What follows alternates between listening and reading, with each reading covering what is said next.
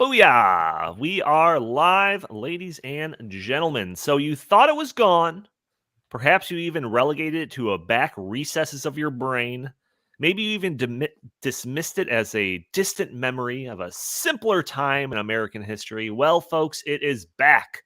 Like Jason, Freddy Krueger, and Michael Myers before it, Alexandria Ocasio Cortez's Green New Deal has clawed its way back out of the grave and is once again threatening everyone and everything you hold dear. What is the significance of this move? Will the Green New Deal have stronger legs this time around? Is this just one last gasp attempt at driving this agenda down the throats of Americans? We're going to be talking about all this and more on episode 401 of the In the Tank podcast.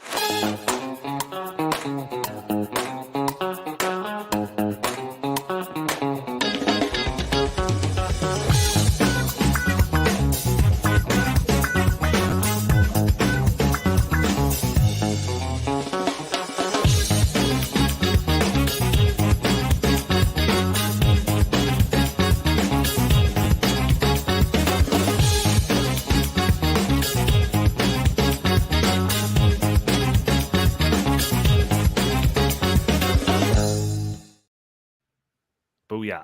Booyah. All right, everybody. Welcome to the In the Tank podcast. As always, I'm your host, Donald Kendal. Joining me today, I've got Chris Talgo, editorial director here at the Heartland Institute. How are you doing today, good sir? Good. I'm a little rusty, being off last week, but I'm looking forward to getting back in the swing of things, Donnie. That is right. That is right. Chris took a back seat because Isaac Orr was on last week. And guess what, everyone? That's right. He's on again. Policy fellow at the Center of the American Experiment, Isaac Orr. What's going on, good sir? Hey, everybody. I told you I'd be back. And here I am. That's right. Not joining us today is Jim Lakely, VP of the Heartland Institute. He has got family in town, so he is playing host instead of playing co-host on this podcast. And also joining us, we have Justin Haskins. He is the director of the Socialism Research Center here at the Heartland Institute. Justin, how are you doing today? Oh, good. Is that the Patriots are going to be great this year. Oh, is that right? Great. Is there something wrong with it? Is that just the allergies again, Justin? You sound a little off. It's the wildfire smoke. The wildfire smoke is making me really sick. Oh, is that right? Is that why we can't see you on the camera for all the video listeners? Exactly. Oh, okay. All right. So hopefully Justin will be joining us shortly. I have got Mac no Jones word is from the him. Truth. For those audio-only listeners that are very confused right now, that are probably catching the show on a Friday, you can join us a day earlier on Thursdays at noon Central Time, where we are live streaming on Facebook and YouTube and Rumble and Twitter. And you can join the conversation, send us your comments and questions in the live chat. Maybe we'll show your comments on the screen. Maybe we'll address your questions on the fly. And also, we do have that super chat functionality in case you want to guarantee that your comment or question will be right on the show. And it's a great way to support the show. And also, if you are one of those audio-only listeners, leaving us a review on iTunes would be greatly appreciated. And for those that are watching, hitting that subscribe button, sharing this content, just leaving a comment underneath the video, liking it, all of these things won't cost you a penny, only it'll cost you a couple of seconds. But it helps break through those big tech algorithms that prevent this show from being shown to more people. So like I said, Isaac is back. Last week, Isaac offered out a challenge to the audience, telling them that they needed to double their efforts in order to get him back on the show this week. Well, we did get a couple emails. Unfortunately, they didn't go exactly the way Isaac had hoped. So I want to read this email because I love our audience and I want to showcase them on the show as much as possible. So I'll keep the viewer anonymous. I won't read their name or anything, but I wanted to read the email. So it says, I'm a regular viewer of In the Tank podcast and never miss a show. I just wanted to weigh in on the question of whether to have Isaac Orr on the show more regularly or not. My view is that Isaac is an excellent special guest when covering energy politics and farming too. But Chris Talgo is central to the show's core. He's what I would call the heart of the show. Everyone has their speciality, and each of you is perfect and irreplaceable in your role. So please do not cut Chris. He would be sorely missed if you brought Isaac back on a weekly basis. That's my 2 cents. Thanks for listening. So, Chris Talgo, heart of the show. I mean, you've got to be flattered by that one. It's very flattering. I don't know if I totally agree with that, but more power to her, Donnie. That's all I can say. Isaac Orr went through a very extensive internet sleuthing to find out if this was a real person, exactly, or if it was just Jim Lakely trying to keep Isaac off the show. But you got to the bottom of it. It's a real person. It's a cat. Like when you Google the name of this person, you come up with a cat that works at some sort of like medical clinic in Maine, and it's just a picture of. That's a cat. One smart cat. That is one smart cat. Yeah, Chris that cat has a great vocabulary. I just got an update from Justin. He's having tech issues, so he should be logging on soon. So we'll see what happens there. But wait, he's already on. Oh yeah, that's right. Yeah. Sorry, he's just got a sore throat. That's what right. It was. Yeah, well, it's a little bit of a shame that we're waiting on Mr. Haskins, because the main topic of the show is based primarily along around an article that he had just authored this week that was published on Fox News, and it was titled "The Green New Deal is Back, and It's More Radical Than Ever." So I'm going to go through and just kind of set up the article. Or we could just skip to like the mining part and then get to the stuff when Justin gets here. No, because I have a perfect segue into that. So okay, sounds good. I'm going to save that. But I'm going to set up the article even despite Justin not being here, because he wrote it. So he should be familiar with it. He doesn't need a refresher course on this. But Justin starts off the article by reminding us about how old we are all getting, explaining that AOC originally proposed the Green New Deal over 4 years ago. It seems like it was just yesterday. So that was the first thing that was shocking to me. Justin explains how the original proposal was, and I'm quoting him here, one of the most socialistic legislative proposals ever conceived in Congress. It would, among other things, create massive new spending programs, eliminate, quote, pollution and greenhouse gas emissions as much as technologically feasible, transform all U.S. manufacturing and transportation, and upgrade all existing buildings in the United States.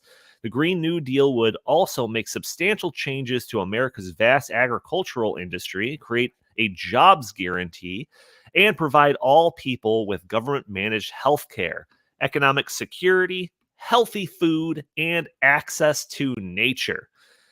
Yeah, we covered the Green New Deal a lot, and it's ambitious. I'll just call it ambitious. So then he explains how the new version of the Green New Deal is being resurrected, and that this version is even worse than the original.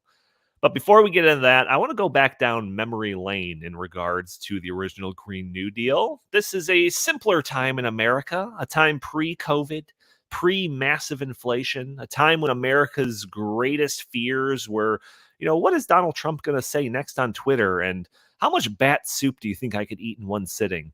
Some people, come on, people, no laughs at all, Isaac. That was tailored for you. I thought that was a good one. So, but I'm home. It's Thursday. My dog is here, and it's trash day. So I've been on mute just in case she loses her mind. So gotcha.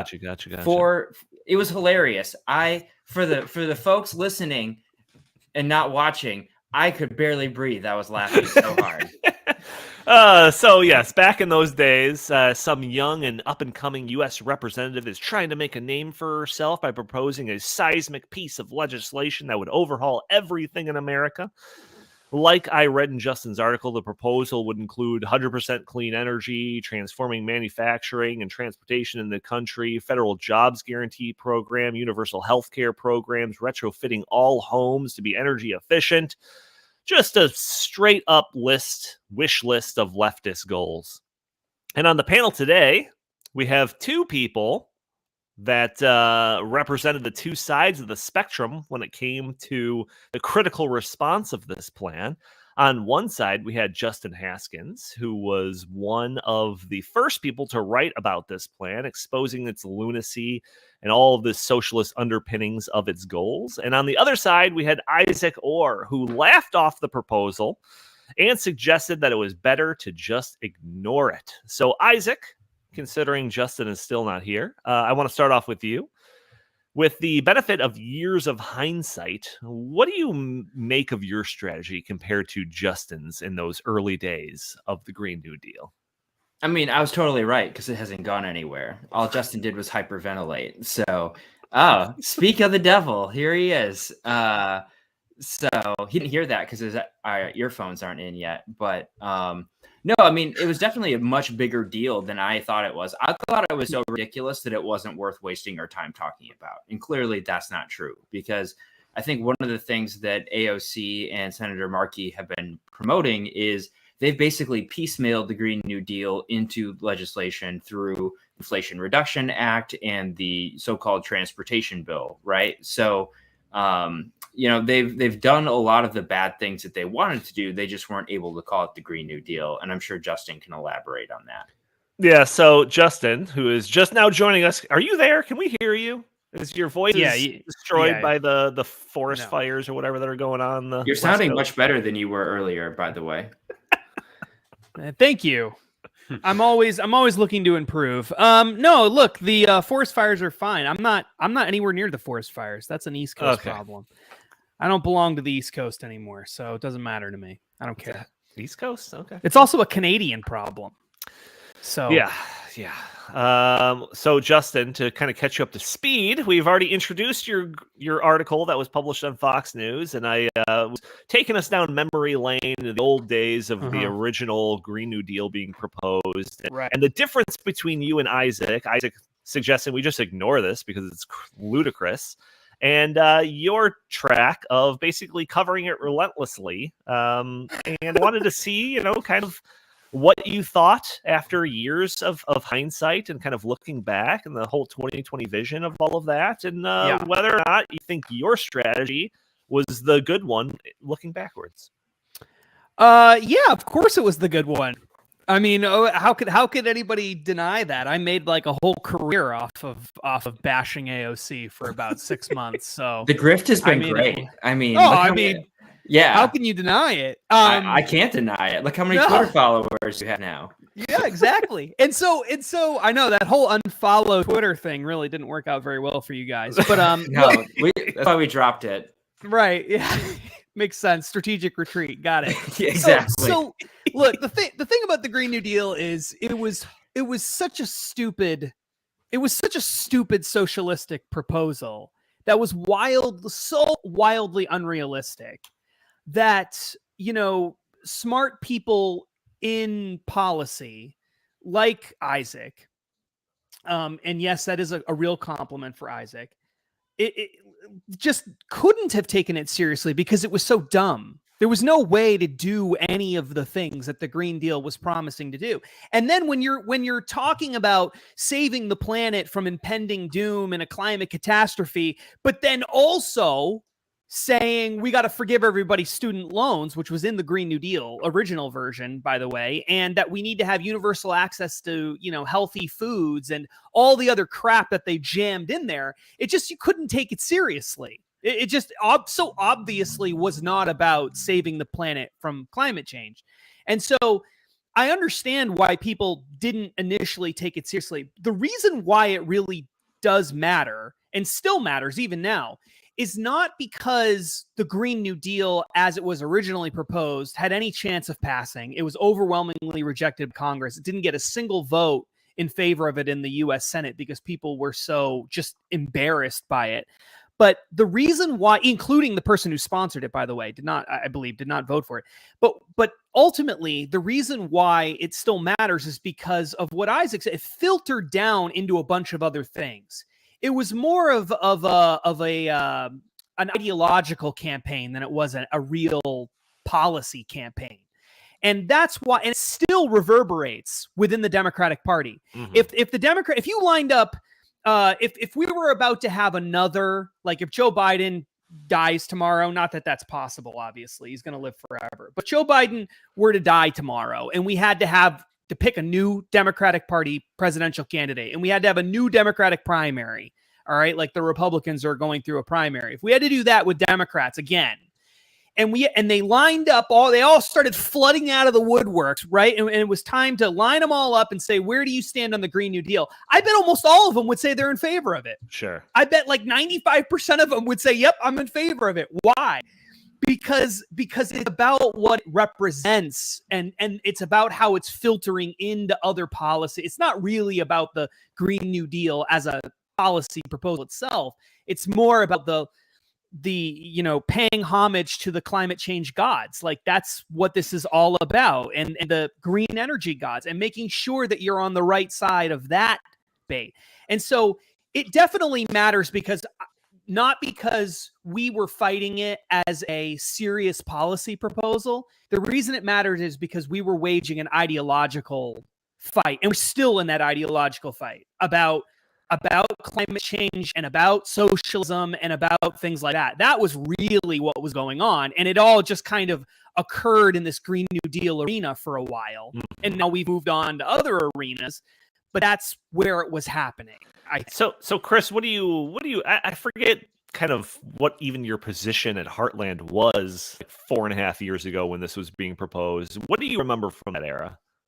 I remember when it was first proposed, a lot of people were mocking it. It's about cow flatulence and no more air travel and like all that kind of stuff. But Donnie, I have a slightly different take on the whole thing.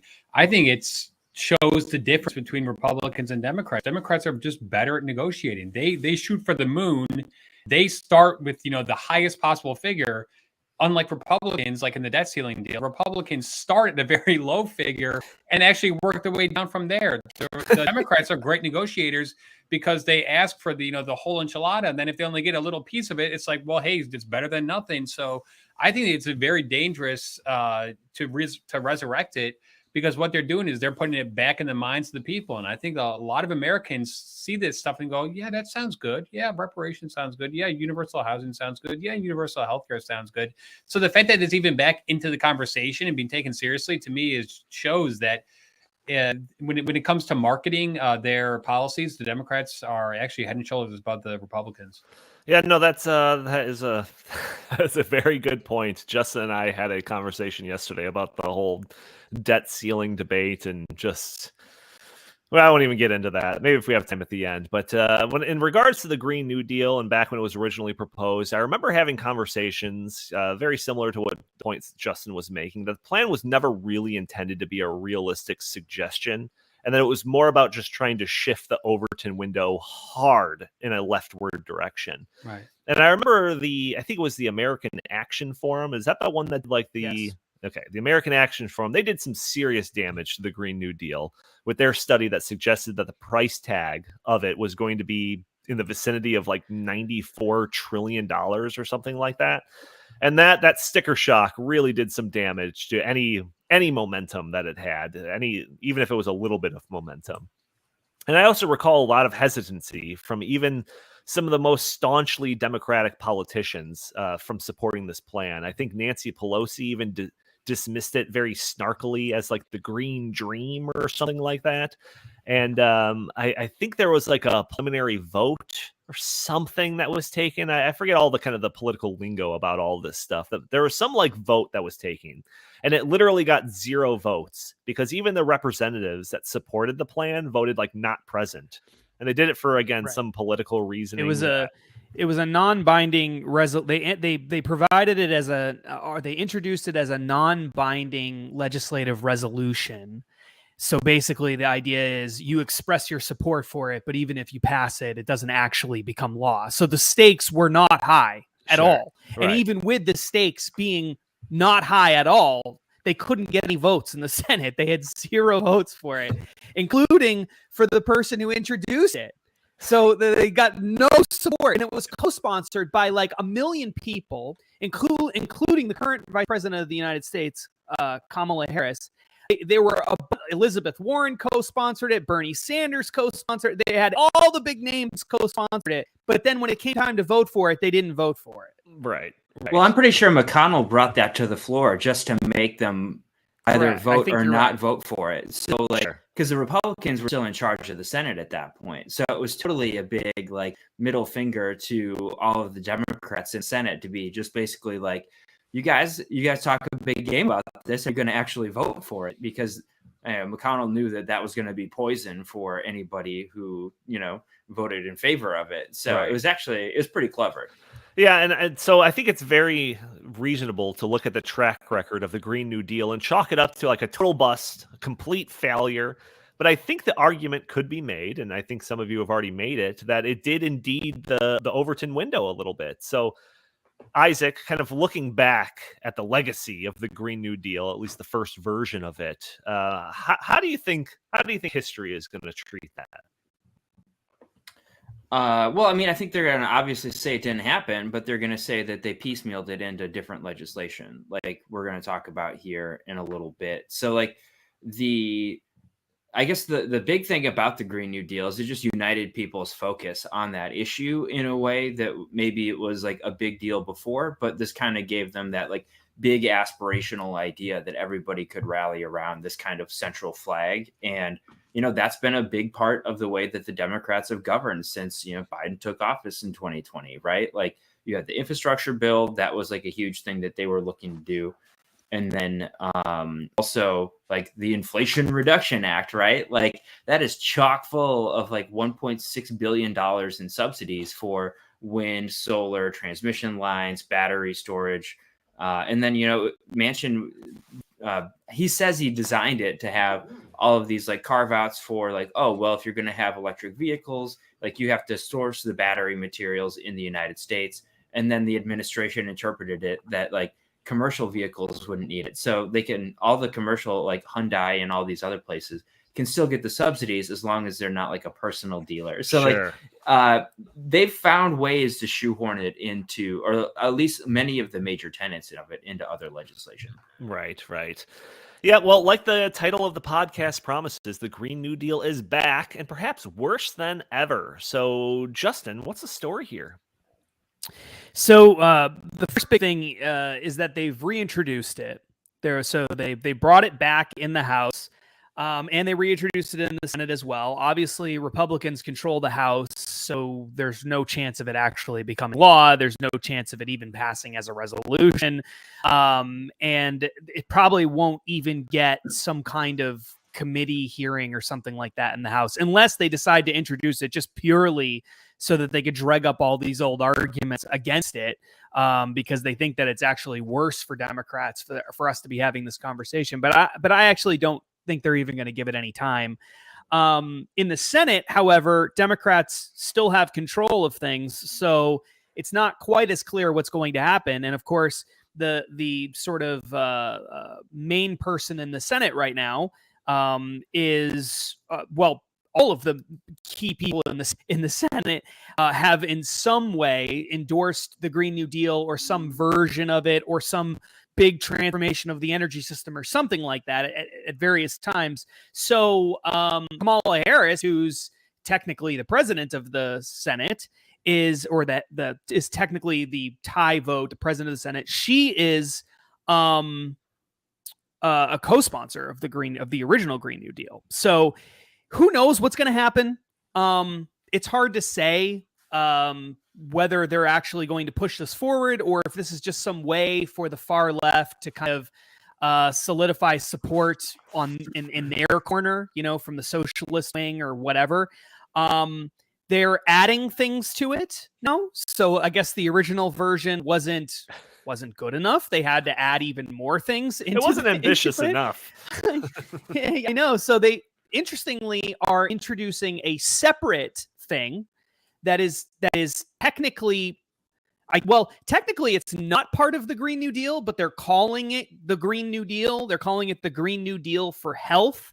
But they didn't include it in the original resolution. So they're separating the two things for reasons that I don't understand.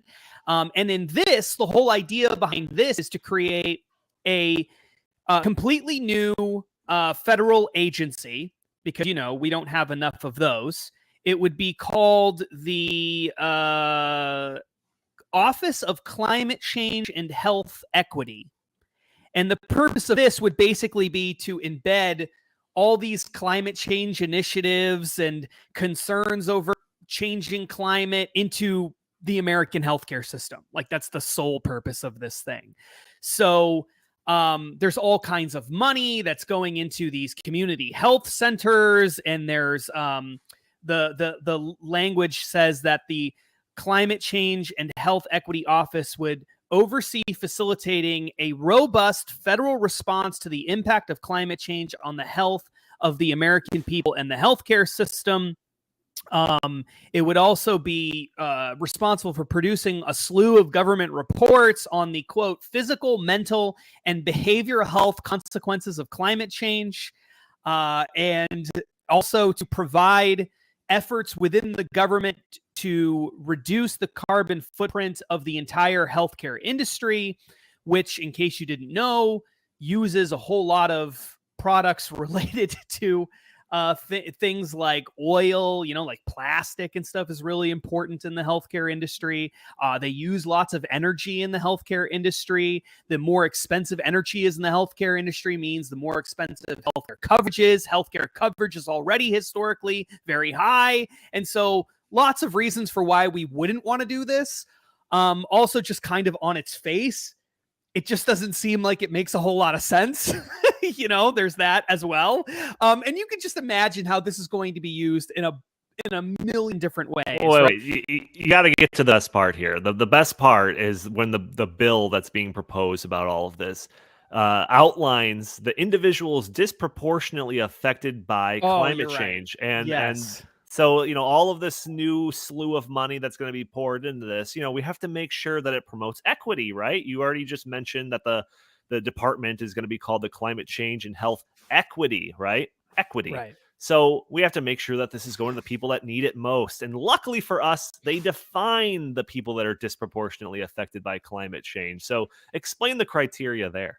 Do you have it in front of you? I do. Do you want me to read? Read it off, because So this is just straight from your article. It says in another section of Markey's and Khanna's bill, individuals disproportionately affected by climate change are defined by a laundry list of absurd social justice criteria, including Americans, quote, under 5 years old and over 65 years old, being of reproductive age, a gender minority status, household income, pre-existing health concerns, immigration status, race and ethnicity, and experience of racial bias. And to qualify for the provision, an American must fall into 2 or more of these categories. So just like right. back of the envelope math, it's like, what is that, like 90% of Americans? Yeah. Did I put in household income and disability and all that? Did you just read that off? I did, yeah. Okay. Yeah, I mean. Oh, we're losing them. Those technical difficulties. But don't worry, I can just fill in with my Justin impression. There we go. Whoa. That was a good impression. That was a very good impression. But are you still there? You're still there. We could hear you groaning. Was it nasally enough? Oh, he's gone. So yeah, if you didn't think that the original Green New Deal was progressive enough or encouraged all these social justice causes, well, now the Green New Deal with the addendum here that includes the Green New Deal for health, it's even more progressive and more aiming for social justice than ever. So, Chris, what do you think about this new development? I mean, the Green New Deal 2.0. I think the timing is actually fairly interesting because this comes on the heels of the squad being really, really disappointed in how Joe Biden handled the debt ceiling increase.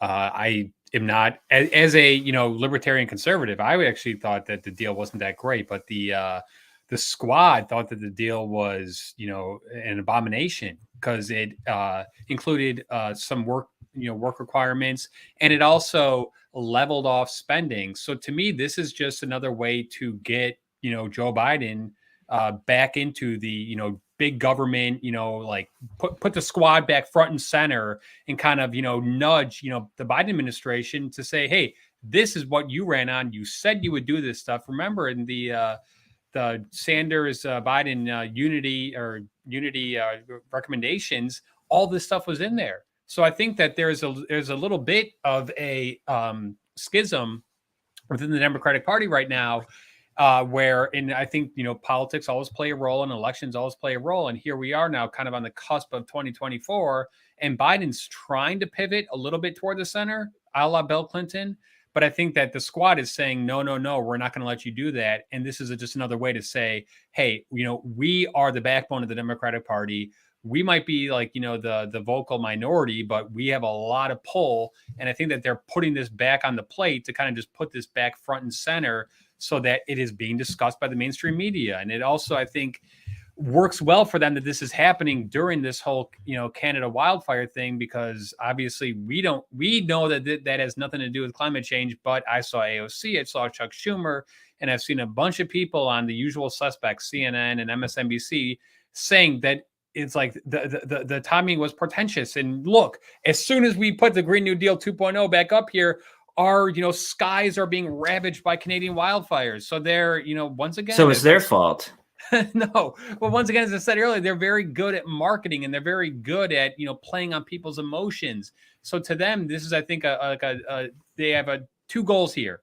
Once again, to kind of pull Biden back, toward their big government direction that they think that he's abandoned, with the debt ceiling negotiation and all that other stuff. And also just because they think that, the American people are, going to be in favor of this, because in general, they think that the American people are dumb enough to buy their climate change arguments.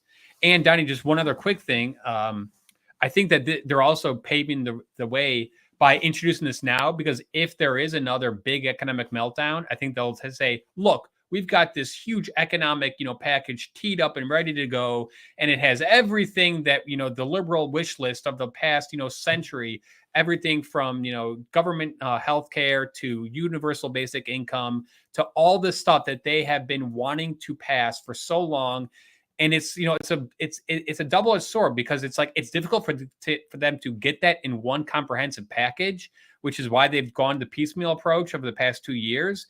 But I think they're also waiting for the day that we see another, 2008 type, economic crash where they say the time has come where we need this. And that's why I think they're kind of trying to keep this on the back burner, to keep this in the minds of the American public. Right.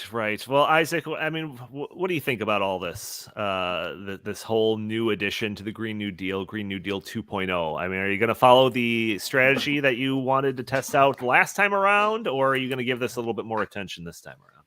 I think Chris is absolutely right when he's talking about why they're doing it now, and kind of their motivation behind it. So I don't know. I don't know anything about healthcare. I imagine that, like, yeah, they're going to try and push for what, single payer? Is that the new it girl? Medicare for all for and that was in the original healthcare. Green New Deal too.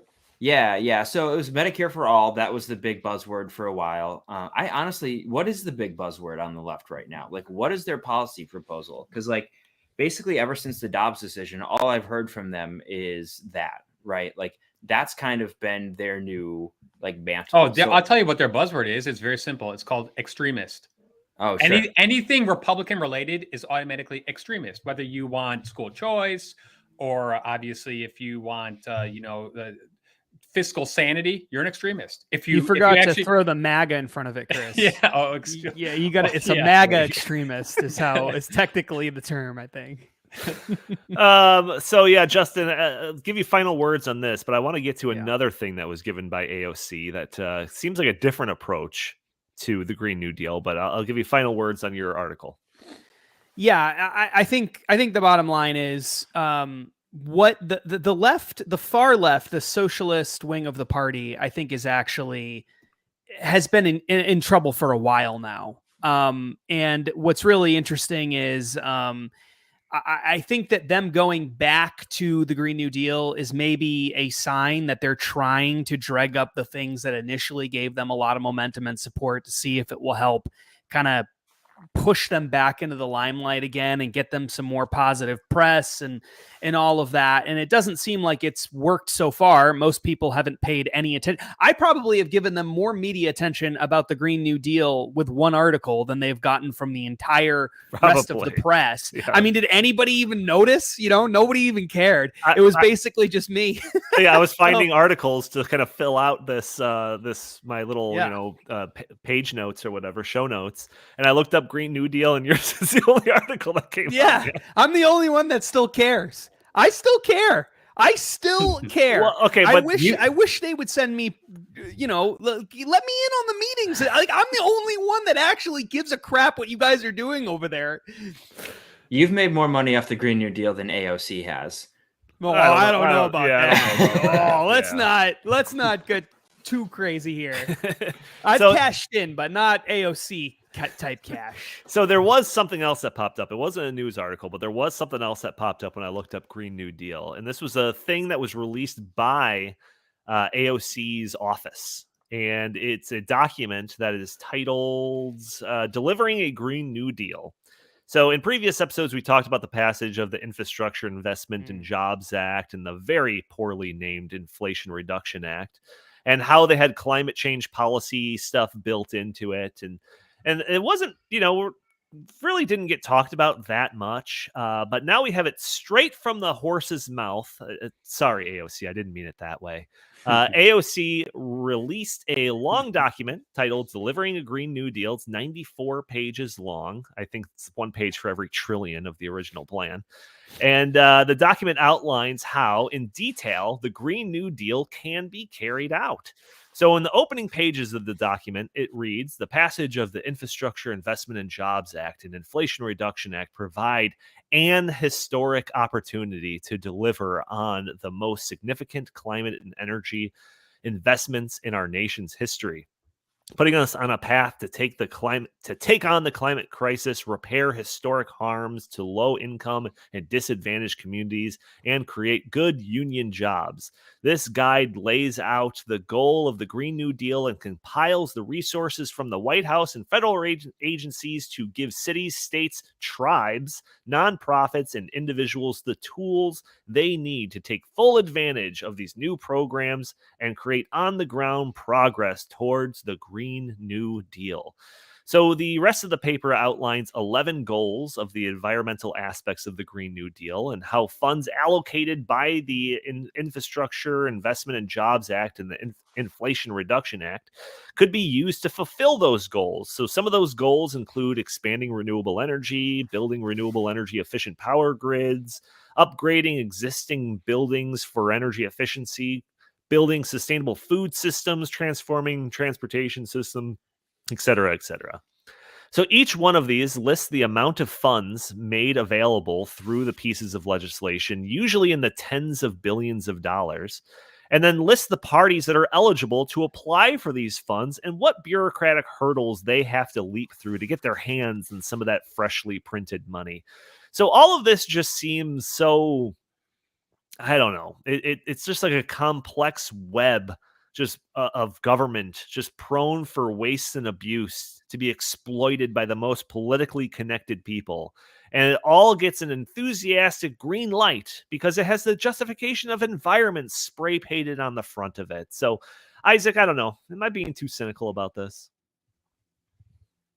You could never be too cynical about this, Donnie. Like, this is ladling. This is exactly what Democrats are really good at. They're really good at using the gears of government to reward their friends and punish their enemies, right? Like, that's essentially all it is. It's incredibly transactional. So, like, when you look at who's getting all the tax credits, like, oh, those people just happen to donate to Democrats at a much higher level than they do Republicans. So, like, once you see the world through that prism, like, you're able to kind of just understand everything that's happened here, right? Like, Joe Manchin got his, so he gets the Mountain Valley Pipeline. He gets carbon capture and sequestration stuff for, coal facilities in West Virginia.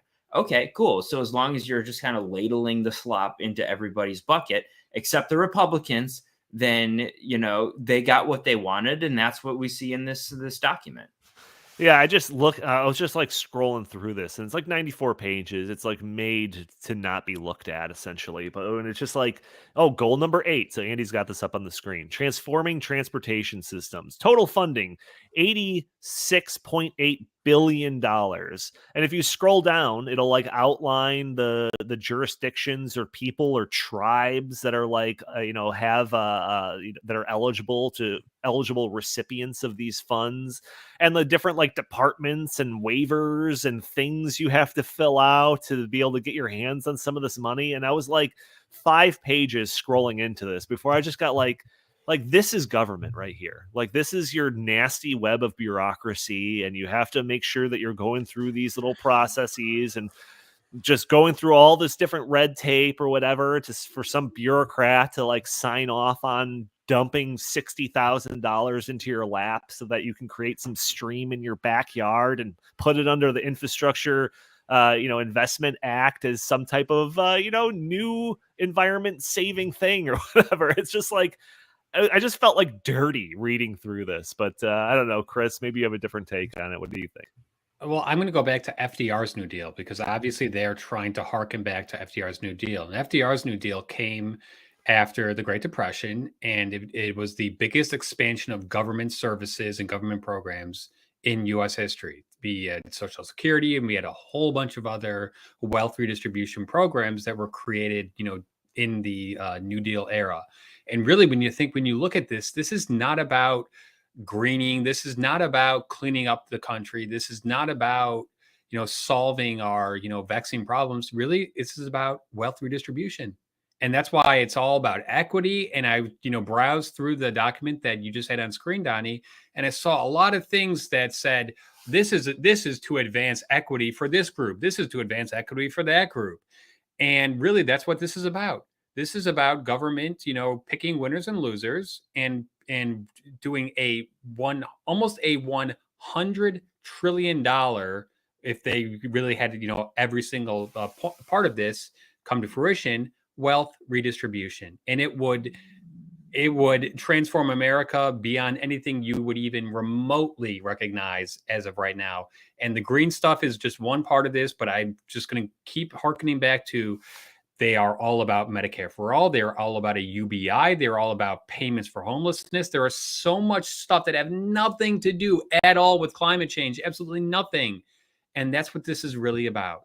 Yeah, this is about socialism. This is about wealth redistribution. This is about raising taxes on wealthy Americans and giving stuff to poor Americans. And also, like Isaac said, benefiting, the Democrats' donor base. That's what this is about. And that's the thing. It's not even poor Americans, right? Like this stuff is going to increase costs for poor Americans, That's right? very like true. Yeah, wind and solar increase the cost of electricity. That's just the way that it works. Like mandating the use of electric vehicles is going to increase the cost of transportation, right? So this is wealth redistribution to white wealthy liberals is what it is. Right. It's trickle down environmentalism, and that's really what this is. But I'm also I am harping a little bit on the fact that they are talking about just giving money to groups of people. And like Justin said in his op-ed on Fox News, there's a whole bunch of stuff that was like, if you are a non heterosexual white male, then you're eligible for all this stuff. Yeah, but if you're a heterosexual white male between the ages of 5 and 65, actually, you don't matter. I totally get that. That list was basically everyone gets money except the people on this podcast today. right. So it's like bleed that demographic dry. Right. I'm of reproduction age, so I don't know. Yeah, but that's the only one you count. Good point. Right? Good point. Like you have to have two. You gotta have two. I identify as over 65. I think that should be good enough. Yeah, that'd be great. That way you can get some Social Security. It's just like anyone that wants to go out and defend like the Inflation Reduction Act, like the idea that was the intent was to try to reduce inflation is just absurd. And like, maybe before it could just be like us just being, like I said, like cynical about these things. But it's like now we've got a 94-page document from AOC's office that directly ties that Inflation Reduction Act right to all of these Green New Deal things. So it's like, it's not us saying it, it's them saying it. So if you needed any other evidence than that, then I don't know what Well, you're that also arguing demonstrates against. just how little they think of the American people, how dumb they think they are. They think that we'll just look at a bill's title and say, "Oh, that sounds good." I mean, come Well, yeah, on, they think give us a that little more credit than that, please. no, they believe the basket of deplorables theory, though. They Right. literally think that. They think that like anyone who doesn't think like they are just like unthinking, not even like subhuman animals, right? Sure. Like that's basically the way that I feel they perceive us, right? Yeah, so the powers that be, they seem to be all moving lockstep in this direction of more and more renewable energy and electric vehicles and all of this different stuff. And well, all those things require a lot of rare earth materials. So we covered this concept in our previous episode. We talked about how this is going to make us more dependent on places like China, who are desperately trying to corner the global market for rare earth materials through their Belt and Road Initiative and everything like that. Well, you might say, we could just mine for some of those necessary materials right here in the good old USA, right? Right, Isaac? Can't we just mine in the United States for these materials? Wrong, Donnie. We can't have nice things.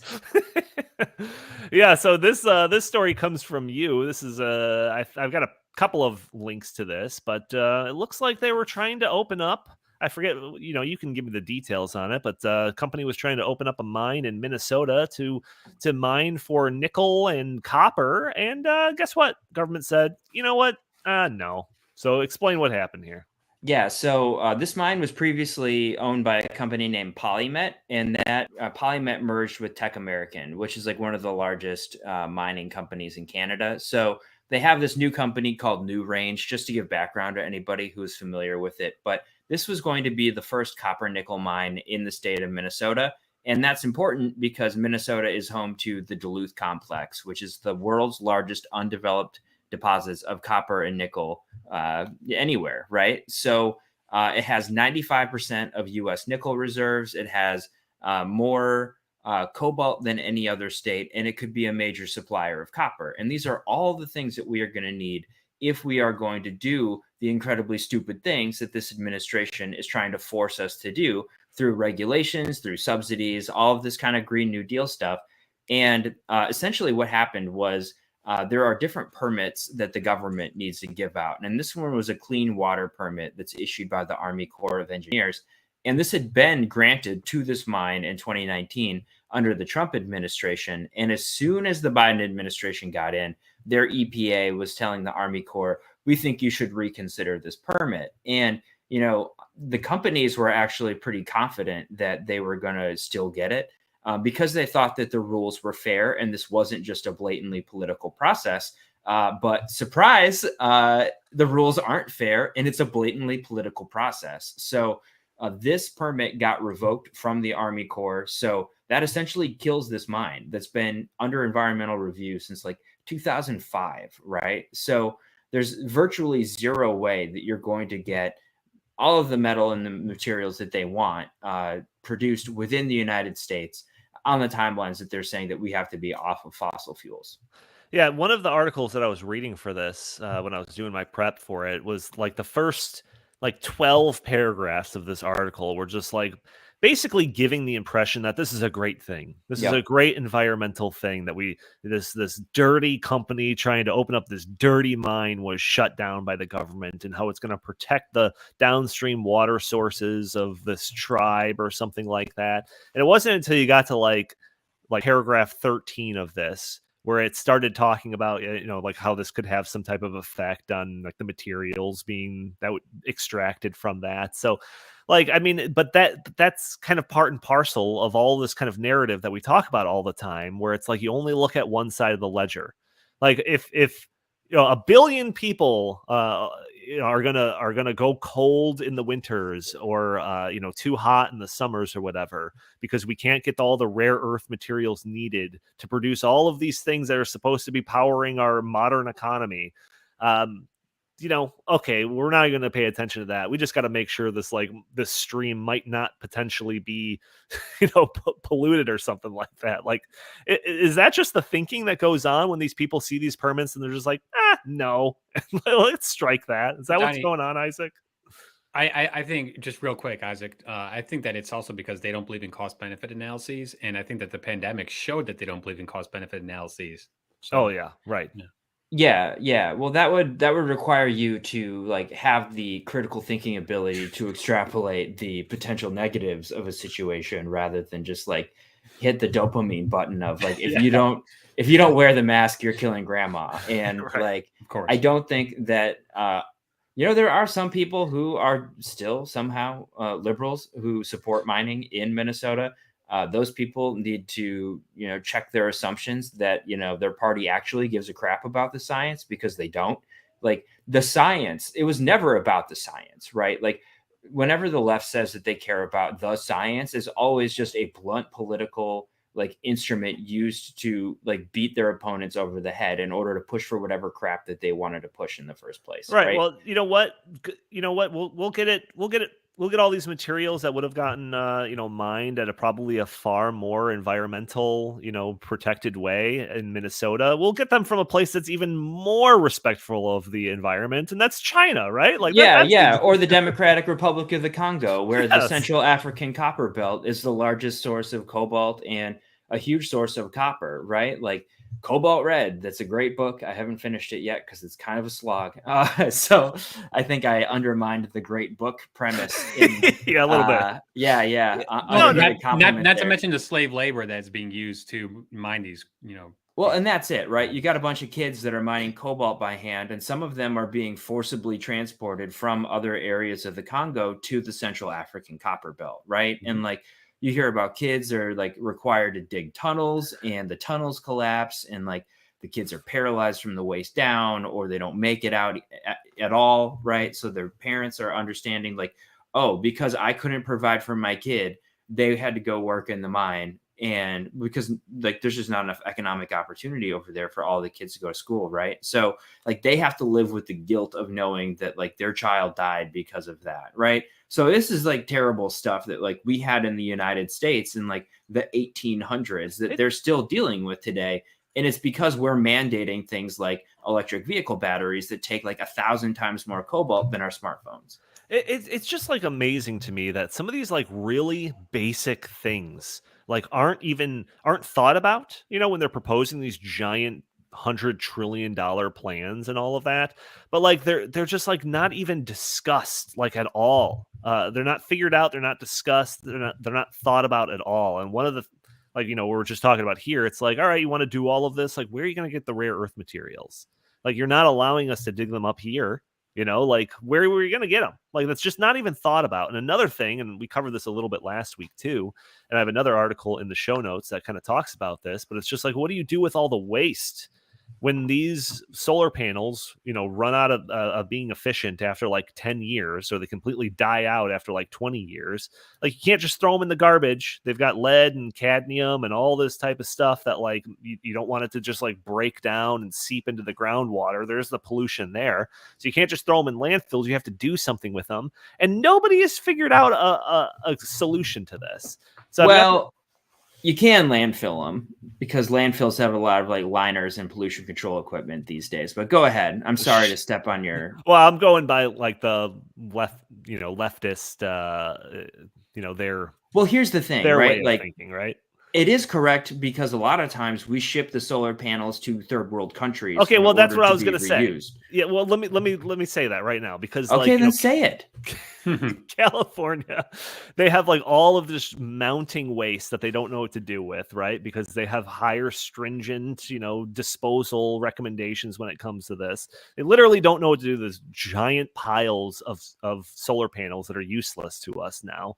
And I think there was a plan in like the UK that we talked about probably like a year ago where they wanted to like mandate that the cost of recycling these things are like built into the cost of purchasing the solar panels in the first place. But obviously leftists don't want that because that'll, inflate the price of these solar panels in the first place. But then there's this article in Mother Jones, like I said, it's in the show notes, and it says, of course, reusing degraded but still functioning panels is a better option. Millions of these panels now end up in developing nations. And I'm just thinking like, oh, great, because they'll dispose of them really well once they're completely useless. Like, it just seems like this is just like you got to figure this stuff out, man. You have to figure out the basics before we can shovel $100 trillion into the engine of this plan. But Isaac, feel free to add on to that. Well, that's how stuff ends up in the oceans, right? Right. Like John Stossel just had this really good video talking about how plastic recycling is a lie. And a lot of times, like, it just gets put on a barge. It goes to Myanmar or other, East Asian countries, Southeast Asian countries, and it either gets burned or it gets dumped in the ocean, right? Like, everyone who has this warm, fuzzy feeling about, oh, I recycled today, I saved the planet. And like, no, you just polluted the ocean because you weren't willing to put it in a landfill here, because you weren't willing to just face the reality that, putting something in the recycling doesn't mean you're doing anything at all to benefit the planet. And people are so unwilling to critically reevaluate that. And that's exactly what we're seeing with wind and solar. But like, so I'm thinking I want to write a piece called, like, are we wish cycling the electric grid, right? Because people throw stuff in the recycling that isn't recyclable because we want to feel better about ourselves. But the thing with recycling is, sure, you're wasting hundreds of millions of dollars, probably billions of dollars a year as a country, but you're not fundamentally undermining the viability of the electricity system. Mhm. Whereas with wind and solar, that is exactly what we're doing. So we are basically sacrificing the most important asset that we have, which is the ability to, generate and transmit and distribute electricity, for these like misguided beliefs. And we're effing around, and boy, howdy, are we going to find out. Yeah, it's kind of amazing, because I remember using this argument against solar power for a long time now, that like the recycling aspect of it and how expensive it is. And in the back of my head, whenever I would make those like criticisms, I would always think like, well, you know what, like, give it a couple of years, they'll probably figure it out, But like, it's even gotten worse. Like, now the way that solar panels are made, like, some of these materials are like built into the actual like glass of the solar panels, so you can't just like easily like extract like the silver or the lead or whatever you think is valuable, like, from a recycling process. Like, it's built into it, so it's even harder now to recycle these things than it would have been like 10 years ago. So it's just kind of amazing that these things are like these core foundational things just aren't even thought of. But I don't know, Chris, thoughts on any of the stuff that we've been talking about here in the last 10 minutes? I think they're thought of, but I think they just don't care. That's why I think it's just straight virtue signaling. I think that the Gavin Newsoms of the world and Chuck Schumer's and Nancy Pelosi and AOC, they are well aware that this is a scheme, that this is a scam.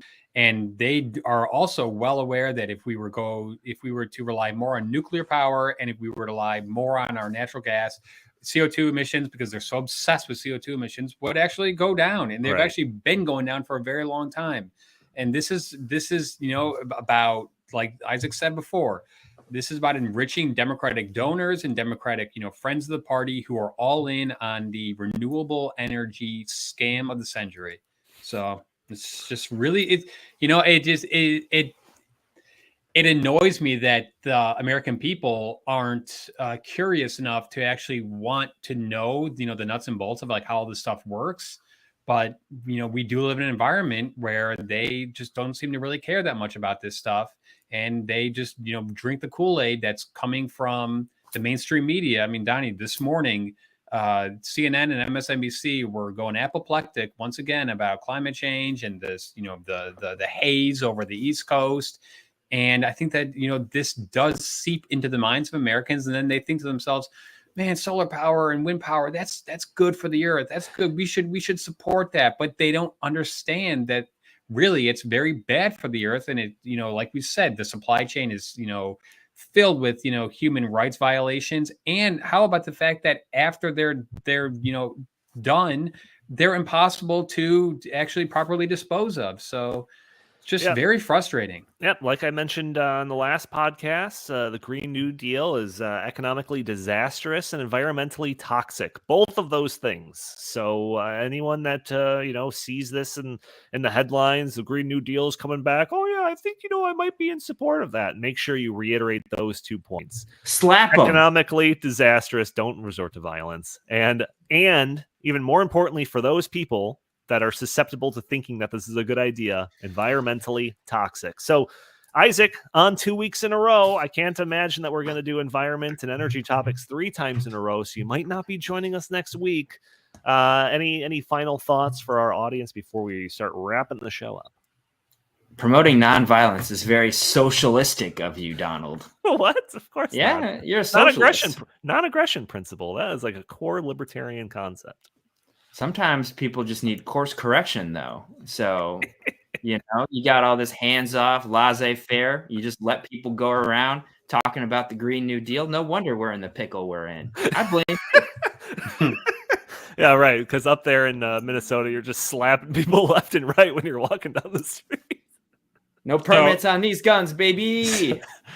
So basically, we should apply the Antifa tactics, is what you're telling me. That's right. Might makes right. Oh, Okay. Gosh. All right. Well, thank everyone for joining us this week for this episode of In the Tank podcast. Join us every week for a new episode for those audio-only listeners that are catching us on a Friday or later. You can join us a day earlier on Thursdays at noon Central Time, where we are live streaming on Facebook and YouTube, Twitter, and Rumble. You can join the conversation, throw your comments and suggestions in the chat, or questions in the chat. Maybe we'll show your comments on the screen. Maybe we'll address your questions on the fly. For those audio-only listeners, leave a review for us on iTunes. It'd be greatly appreciated. For those viewers of ours, make sure to hit that subscribe button if you haven't already. Hit that like button, share this content, or just leave a comment underneath the video. All these things help break through those big tech algorithms that prevent content like this from being shown to more people. If you would like, you can follow us on Twitter at InTheTankPod. If you have any comments or questions for the show or suggestions, feel free to email us at inthetankpodcast@gmail.com. Isaac Orr, where can the fine people find you? At AmericanExperiment.org and at The Fracking Guy, if you're still on socialist Twitter. It's not socialist anymore, man. It's like head and shoulders better than what it used to be. Old habits die hard, man. That's a good point. Chris Talgo, what do you have to pitch today? Well, I just hope everybody goes and visits Heartland's website, because it's a great website and we've got lots of good content up there. Fantastic. Heartland.org. All right. Thank you all for joining us. We will talk to you next week. Forget it, Donnie. You're out of your element.